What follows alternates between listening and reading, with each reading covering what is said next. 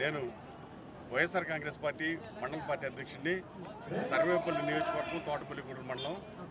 ఈ రాష్ట్రంలో 5 కోట్ల మంది చెప్పే ఒకే ఒక పేరు జగనన్న. అంటే ఈ రాష్ట్రం ముందుకు పోవాలన్నా, మన బిడ్డల భవిష్యత్తు బాగుపడాలన్నా ఓన్లీ అది ఒక్క జగనన్నతోనే సాధ్యం. ఎక్కడ విన్నా, ఎవరి నోట్లో విన్నా కూడా జగన్ జగన్ జగన్ జగన్.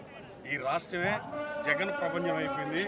175కి 175 సీట్లు సాధించి మళ్ళీ కూడా మా జగనన్న ముఖ్యమంత్రిగా మా సర్వేపల్లి శాసనసభ్యులు ప్రస్తుత వ్యవసాయ శాఖ మంత్రి కాకాని గోవర్ధన్ రెడ్డి గారు కంటిన్యూగా మళ్ళీ మంత్రిగా కొనసాగతారని చెప్పేసి భారీ మెజారిటీతో మా గోవర్ధన్ రెడ్డి గారు, అందరు ఎమ్మెల్యేలు, 2 ఎంపీలు ఖచ్చితంగా గెలుస్తారని చెప్పేసి ఈ సందర్భంగా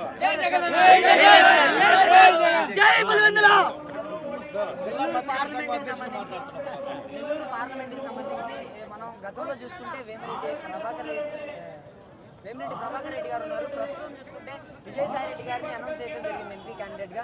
మరి ఇక్కడ ఎలా ఉండబోతుంది నెల్లూరు రాజకీయాలు? ఎలా ఉండబోతుంది నెల్లూరు జిల్లా రాజకీయాలు?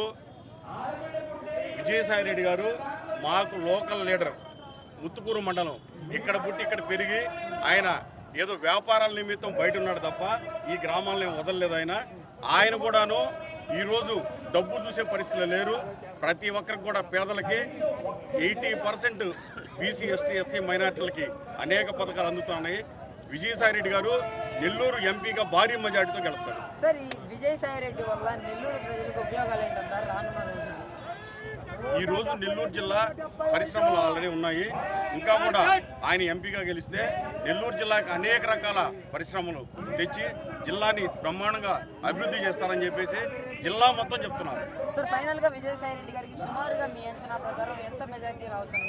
సుమారుగా 4.5 లక్షల పైచిలకు మెజారిటీ.